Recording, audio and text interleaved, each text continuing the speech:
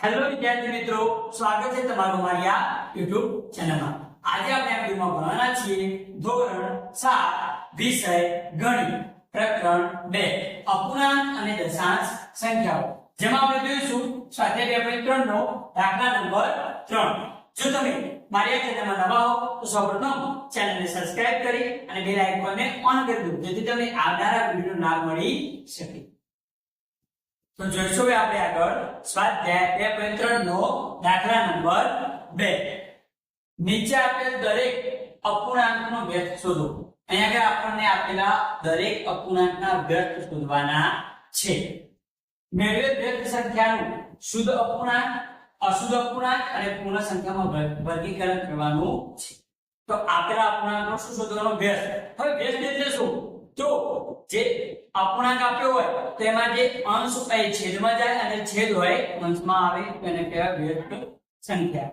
ત્યારબાદ હવે જે વ્યસ્ત સંખ્યા કરી એનો આપણે શુદ્ધ અપૂર્ણાંક, અશુદ્ધ અપૂર્ણાંક અને પૂર્ણ સંખ્યામાં વર્ગીકરણ કરવાનું છે। તો શુદ્ધ અપૂર્ણાંક એટલે શું? તો જે અપૂર્ણાંકમાં છેદ મોટો હોય, છેદ મતલબ કે જે નીચે આપ્યો હોય એ, છેદ મતલબ કે જે નીચે આપ્યો હોય એ, તો છેદ મોટો હોય ને શુદ્ધ અપૂર્ણાંક કહેવાય, જેમાં અંશ મોટો હોય ને અશુદ્ધ અપૂર્ણાંક કહેવાય। પૂર્ણ સંખ્યા તો 1 2 3 4 એવી સંખ્યા હોય તો પૂર્ણ સંખ્યા કહેવાય છે। શરૂ કરીશું આપણે પહેલું 3 સપ્તમાંશ આપેલા છે, આનો આપણે વ્યસ્ત શોધવો છે। તો 3 સપ્તમાંશનો વ્યસ્ત, 3 સપ્તમાંશનો વ્યસ્ત શું થશે? તો 7 ઉપર જશે અને 3 નીચે, તો 7 તૃતીયાંશ થશે। 3 સપ્તમાંશનો વ્યસ્ત કેટલો મળે આપણને? 7 તૃતીયાંશ મળે।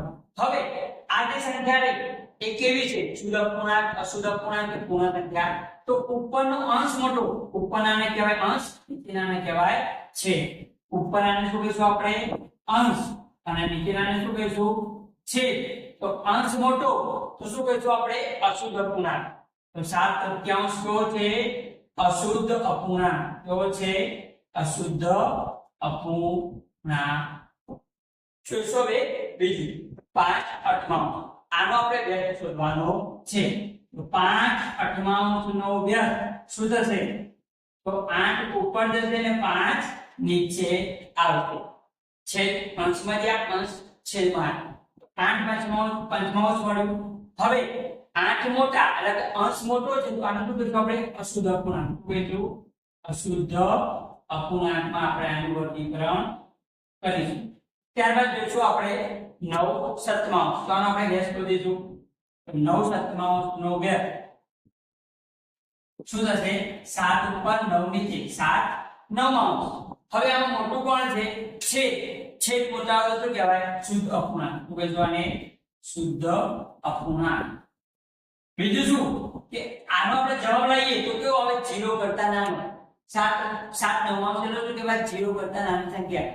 જો 0 કરતા નાની સંખ્યા આવે અને જવાબ તો એને શું કહેવાય? શુદ્ધ અપૂર્ણાંક।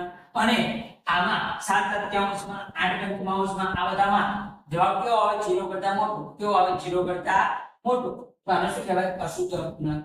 જોઈએ હવે આગળ 6 પંચમાંશ, તો 6 પંચમાંશનો વ્યસ્ત લખીશું। 6 પંચમાંશનો વ્યસ્ત તો શું થશે? 5/6। હવે આમાં શું મોટું છે? છેદ મોટો, છેદ મોટો તો શું કહેવાય ને? શુદ્ધ અપૂર્ણાંક। શું કહેવાય? શુદ્ધ અપૂર્ણાંક કહેવાય। જોઈશું આપણે આગળ 5મા નંબરનું 12/7। હવે આપણે આને શું કરીશું? પેલા વ્યસ્ત શોધીશું। 12/7 નો વ્યસ્ત તો શું થશે? 12/7 નો વ્યસ્ત 7/12 તો થશે 7/12। હવે આમાં શું મોટું છે? છેદ, છેદ મોટો તો શું કહીશું આપણે? શુદ્ધ અપૂર્ણાંક। શું કહીશું? શુદ્ધ અપૂર્ણાંક કહીશું। ત્યારબાદ જોઈએ આપણે આગળ 1 અઠમાંશ આપવું છે, આનો આપણે શું શોધીશું? વ્યસ્ત। 1 અઠમાંશનો વ્યસ્ત તો શું થશે? 8 જે નીચે રહ્યા એ ઉપર જશે અને 1 નીચે આવશે। 8/1 એટલે કેટલો જવાબ આવે? 8। તો આવ્યો 8 જવાબ આવ્યો। તો આનો શું કહેવાય? પૂર્ણ સંખ્યા। 8 નું શું કહીશું આપણે? પૂર્ણ, એટલે કે પૂરેપૂરી સંખ્યા, પૂર્ણ સંખ્યા। ત્યારબાદ જોઈએ આપણે છેલ્લું 1/11, તો 1/11 નો વ્યસ્ત શું થશે?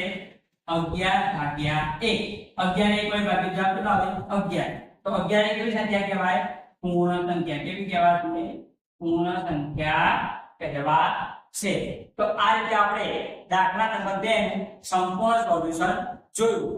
જો તમને વિડિયો ગમ્યો હોય તો વિડિયોને લાઈક કરો, આ વિડિયો તમારા મિત્રોને શેર કરો અને મારી આ ચેનલને સબસ્ક્રાઇબ કરી બેલ આઇકોન ઓન કરી દો, જેથી તમને આવનારી વિડિયોનું નોટિફિકેશન મળી શકે. જો તમને વિડિયો ગમ્યો હોય તો વિડિયોમાં લાઈક કરી અને કોમેન્ટ જરૂર કરી દેજો.